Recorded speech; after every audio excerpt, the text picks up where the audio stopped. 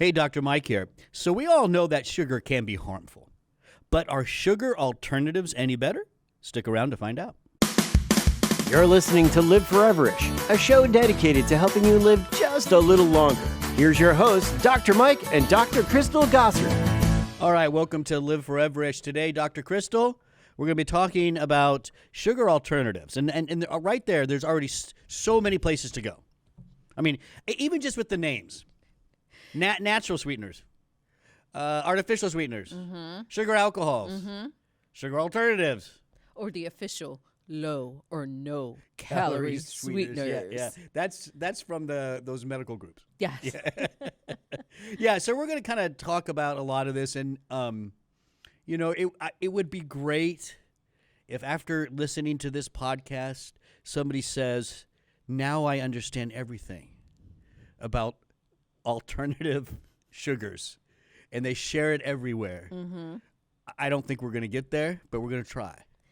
We have to, and what I want you to take away are just things to look for on your labels. You know, when you see sugar-free or no sugar added, you still need to turn look on the label. Look on that label. Come on. See what's in there, but then will you recognize the names of the sugars? Yeah, that's another problem back there. So we'll kind of clear some of that up. Yeah, and at the end we'll talk a little bit about kind of like how I like it, like some of my combos and stuff. But let's just start off. I think you like to, as a nutritionist, right? You like to think of sugar alternatives like in three categories, right? There's, make sure I'm doing this right. Plants. I mean, obviously, right? Yep. That's where most of these come from, which is good. Right. I mean, they're plant-based things. This is a good, right? That's nice. Man-made, and of course, those are the ones that aren't so good all the time. There's some controversy, right? And then there's the third category, right, which we call sugar alcohols, which is kind of explain that. It's kind of a mix. Right. It's a mix because you do find sugar alcohols naturally in fruit. But mass production of these sugar alcohols, it's a supply and demand, right? So we have a way to kind of mimic that fermentation process that creates those sugar alcohols in the laboratory. And so you will see that. Do what we do good as humans, right? Right. Right. Ramp it up, make a lot, and sell it and make some money. Hey, that's right. It's not right if it's not on a production equipment. Right. So right there, if you're listening to this, that's a great way to, in your minds, as we go through some of this, keep that in mind, that there's plants, there's man-made, and then there are those sugar alcohols. We're not really going to focus today on the man-mades, though. Right? No. Yeah. No, but just know that they are still very abundant. They are controversial.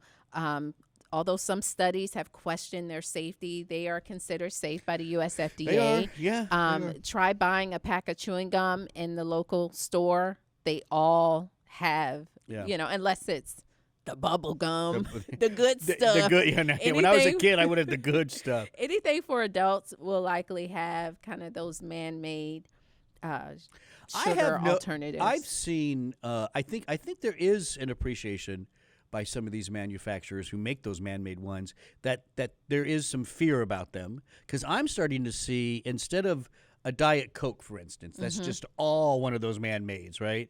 What they're doing is they're taking maybe half of the man-made and then maybe using a little bit of regular sugar or even maybe a plant-based one. Yes, and that makes sense because some of these sugars are just so sweet to your taste buds. It overwhelms, especially the man-made ones, right? Woo. And so it just, people are turned off by the taste. So sometimes when you blend here or there, you can make it taste like regular sugar. I'll tell you what, we like our sweetness, don't we? I mean, we and that's do. why we're talking about this. This is why we have man-made sugars. Can I make a confession? Uh-oh. So Dr. Mike says I'm like a little amped up today. Well, I when you came in, I asked if you. What's going on? I put a little sugar in my coffee. I put the real thing. I don't know what got into me. Do not do this at home. Maybe occasionally, but I splurged this morning. I could tell and something. I'm going wild. You're gonna, man. We got to get this podcast done because it ain't gonna last. But, you got to drive home. Right. So, we're talking about these sugar alternatives. We want to satisfy the sweet tooth and these taste buds. But if you can train yourself to have your coffee without it, That's the best bet. that's the best bet. Yeah, You that's don't need everything to be sweet. I know, but it's a tough one. Now, I want to, as a this is this is your specialty in all this. You're a clinical nutritionist. Just if I ask you this question, I just kind of want your gut answer. Right? It doesn't have to be full of science or whatever. Yeah. What do you think is the healthiest alternative to sugar? Whole fruit. Whole fruit, very good. Whole fruit, and I'm putting an emphasis on whole. This is what the good Lord gave us. Yes. This is directly from nature. That sweet taste in fruit is due to the naturally occurring sugars, but those sugars aren't coming just in isolation. Those sugars are coming with vitamins and minerals and fiber. They're kind of housed in these compartments, so your body processes those sugars differently and slower than just regular isolated sugar. And you can do a lot with natural fruit. I'm into this. I'll tell you, years and years ago, I'm not a big sweet tooth person overall. I'm more salty. I'd rather have chips than a cookie. But I do. Who doesn't enjoy sweets? I mean, they're great. And I remember I was I was maybe in my 20s, 30s, and I just know I was eating way too much like ice cream and stuff at night because I love ice cream. That's hard to beat, right? At least in my opinion. And I decided to cut back on that. I was going to eat fruits more, and I found that I really like some of the frozen fruits. Oh, frozen grapes are like little popsicles. Frozen mango is wonderful. And so now, fast forward to where we're at today, I rarely have ice cream anymore. But you know what's in my freezer right now? Bunch of grapes. Really, Doc? Yeah. I need to try it. I bet the kids would love it. Oh, they'd all. It's like a little. It's right there. It's like a little. I've popsicle never from tried nature. that, so I'll try it this weekend. Yeah, and one thing, Dr. Mike, I've learned when you train your body to recognize and appreciate the flavor of just that natural sugar from the fruit, when you eat something sweet, it's just like, oh my goodness, it overwhelms your taste buds. For sure. So I like that. Yeah, raw fruit, and of course in recipes you can put raw fruits on toppings. Oh yes, dates. We've made recipes. We with did, dates. and let me tell you, dates are pretty sweet. Applesauce as a sweetener. We added apples to a smoothie once. Oh yes, and that was the immune shots we did. Absolutely, that was really good. So yeah, I like that idea. Good answer. Yay, Dr. Nutritionist, who had a bunch of sugar this morning with caffeine. Right? All right, so now I want to dive into a plant-based one that's very, very, very common today. Yeah. Right? I think you find it in just about. Well, I got to be careful. It's just all over the place. Let's just say it's stevia. Yes. Yeah. I like stevia. I like the taste of it. If I ever do want to add some sweetness to my espresso shot, I'll do a drop of liquid stevia. Oh, okay. So I do like using it. I was wondering. What is your, again, as a nutritionist, what is your overall feeling about stevia? I like stevia as a sugar alternative. Personally, we haven't gotten to the place where we are providing stevia that it's aftertaste free. Yeah. So I do, there are some people who are really sensitive to that aftertaste. But just for those of you listening, stevia, it's derived from the leaves of a plant. So, it doesn't get any more natural than that. Hey, the plant's from Brazil, Robson. Yes. I just read that here. Robson's our producer. He's from Brazil. Yes. So, and so the active compounds in that stevia plant are about 50 to 300 times sweeter than sugar. That is crazy. Right. But they're heat stable, pH stable. What that means is you can bake with stevia. You can see, like if you buy the stevia crystals, I'm putting that in quotes, you can, there are instructions, direct replacement of sugar with stevia. Your recipe turns out fine. A lot of people do talk about that aftertaste. Now, for me, I know what they're talking about. It takes a lot for me to taste that. Okay. For some people, one drop in some coffee would be too much for them. But stevia is a great alternative. Is this maybe an opportunity? Let's go back to desserts, right? And you're making a cake.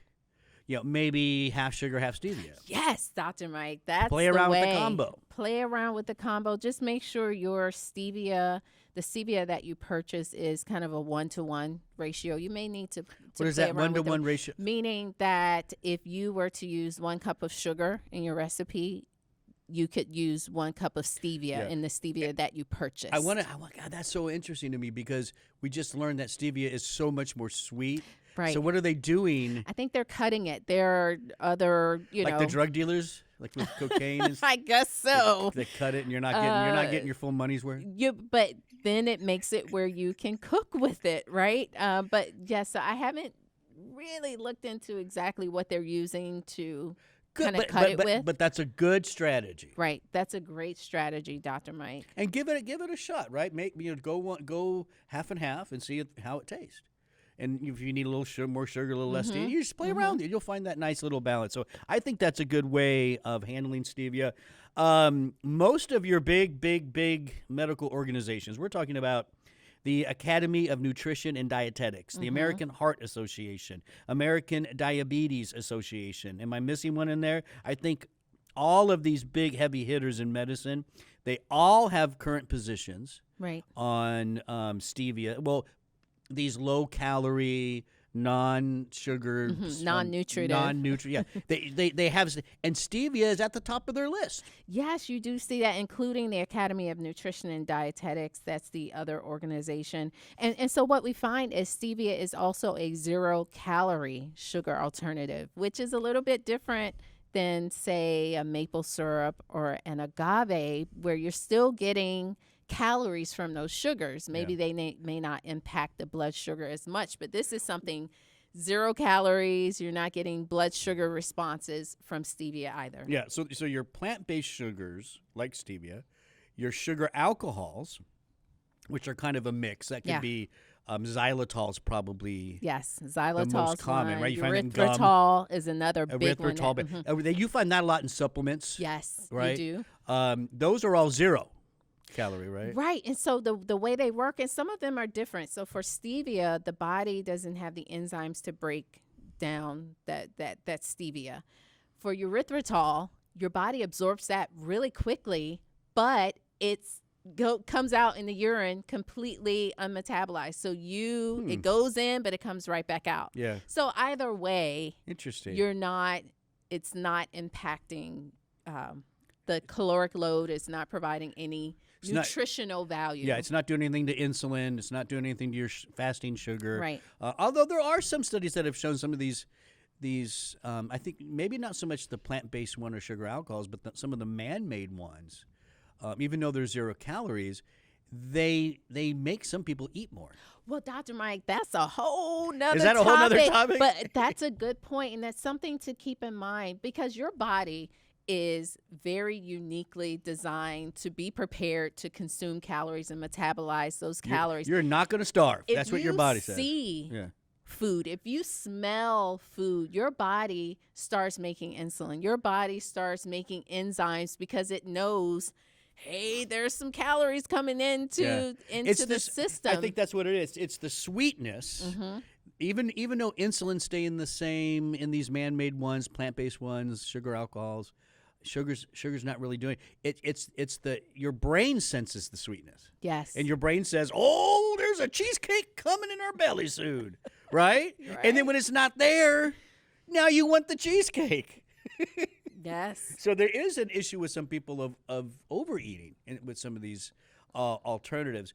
Now there's a whole nother group here, right? So those are the 0 calories. Yep. You had just mentioned maple syrup, agave. There's so many other ones out there now. I can't even. Monk fruit syrup. Oh yes, monk fruit. That's a new one. You're seeing that everywhere. So, those. Tell us about those, because those aren't. They're still probably better than pure overprocessed sugar, but they're not 0 calorie. There is some caloric intake there. Yes, there is. And so what you're finding is that some of these other sugars, and we can take agave, for example. We know agave is a natural plant-based sugar, but it is has a low glycemic index. And what that means is compared to sugar, it is less likely to make your blood sugar spike. Yeah.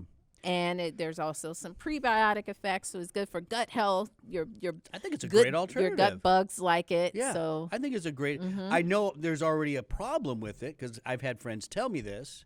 They like the idea of agave, like add it to coffee, for instance, instead of all that sugar you just did. But it's not as sweet for a lot of people. for the record, I did less than a teaspoon. Oh, give me a break. You're hyped up like you did like half a cup.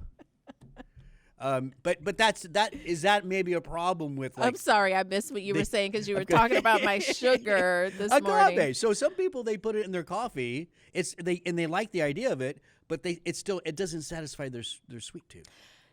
That is very true. I have heard that. And then there's some other concerns. Maybe agave has a little more fructose, which That's a whole nother conversation. topic that kind of goes to the liver first Yeah, and it may causes, lead to more fat storage. Yeah. But generally speaking, agave is going to be a better option than just regular old sucrose. Yeah. Or Fruit. maple syrup. How do you compare those two then? Now, I'm a maple syrup fan. I am not a fan of agave just because the flavor is not there. I like a little flavor. The maple syrup, I love that rich, like real Vermont maple syrup is so good. And maple syrup will give you minerals. Like if you look That's at right. a I remember head-to-head, that. Yeah. agave has like 0 calcium. And maple syrup, and this was a chart, I'm trying to pull it in my head. Maple syrup had almost 100 milligrams of calcium compared to So you're getting one. some nutrition out of it actually, right? And Yeah. the same with Yeah. potassium, Yeah. just like light years difference. But I know this too. Maple syrup has a little higher glycemic index than agave, doesn't it? Is Yes. that true? Yes. Yeah.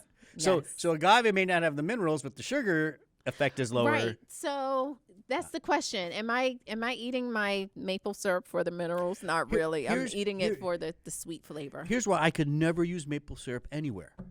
Because the minute I do, I feel like I'm eating pancakes. That just comes from being a kid and growing up eating pancakes with maple syrup. Man, maple syrup and oatmeal and pancakes.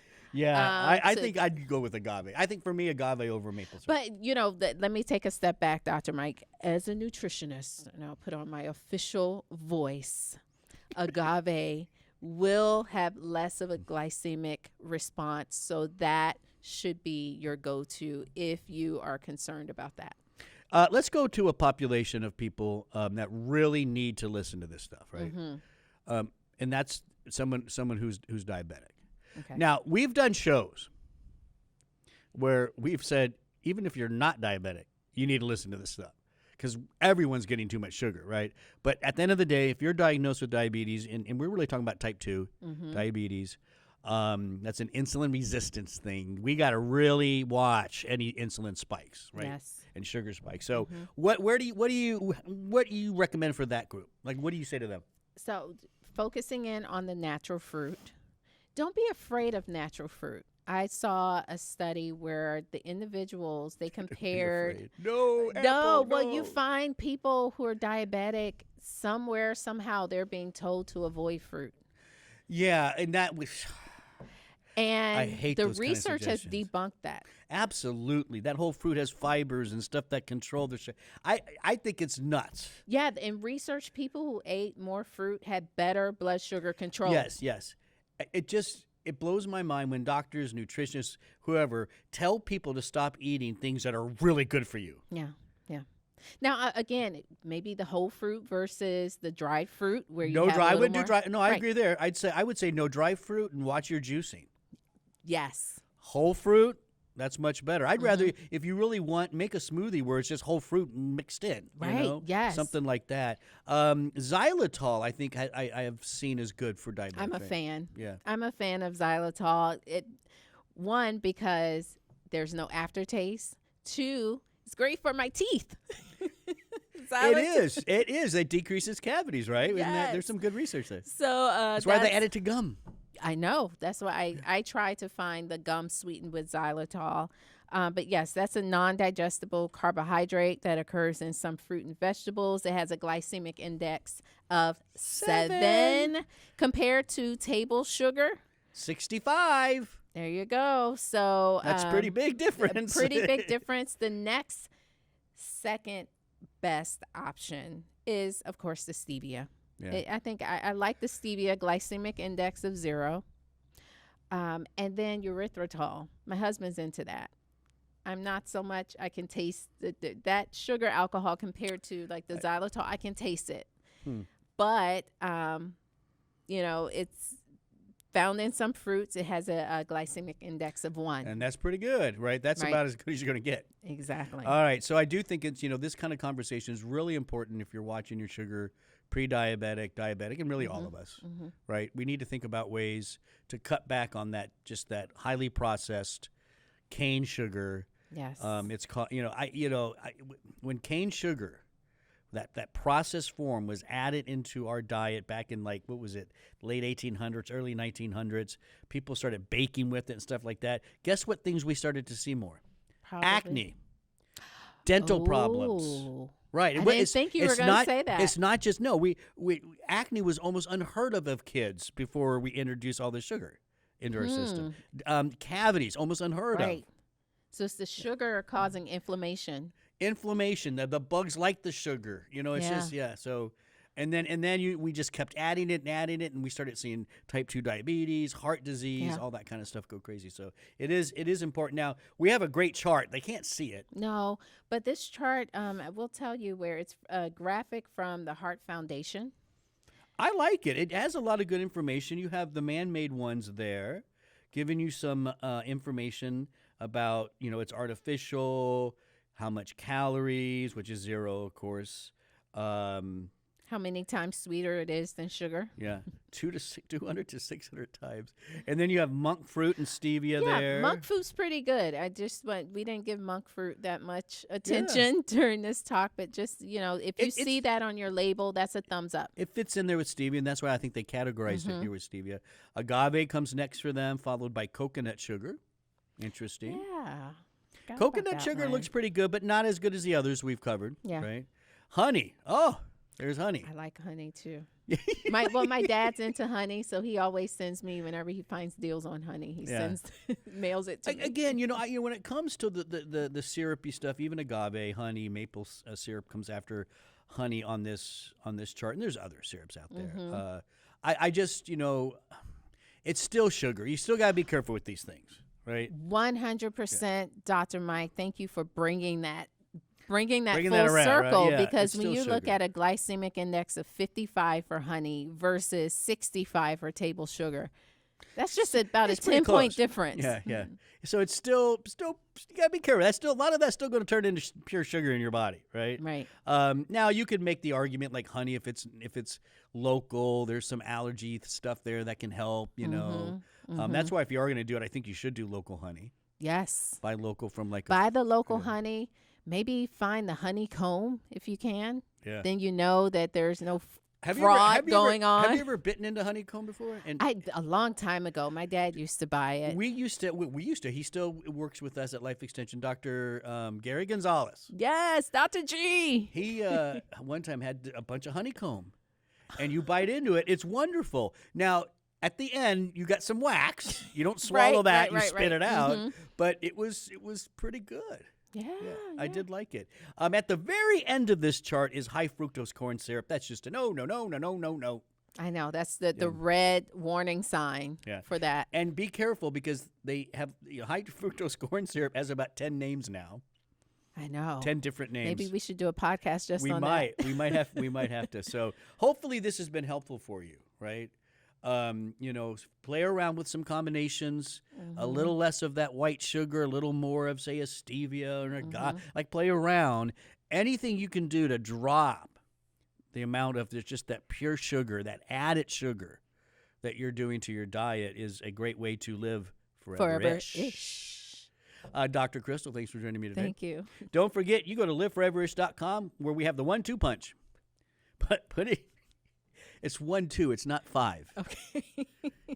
1-2. It's a boxing Okay. thing. I'm doing lots of punches. It's 1-2 punch. It's a jab and then the uppercut. Oh, okay. 1-2. She has no idea. Yeah, so now you throw me off. Go to liveforeverish.com where the 1-2 punch is. You give your email, you join the family of Live Foreverish, and then you can subscribe to your favorite aggregate right there. That's liveforeverish.com. Tons of other podcasts for you to download, like, share, comment, and subscribe so you never miss a show. That's liveforeverish.com. I'm Dr. Mike. Thanks for listening.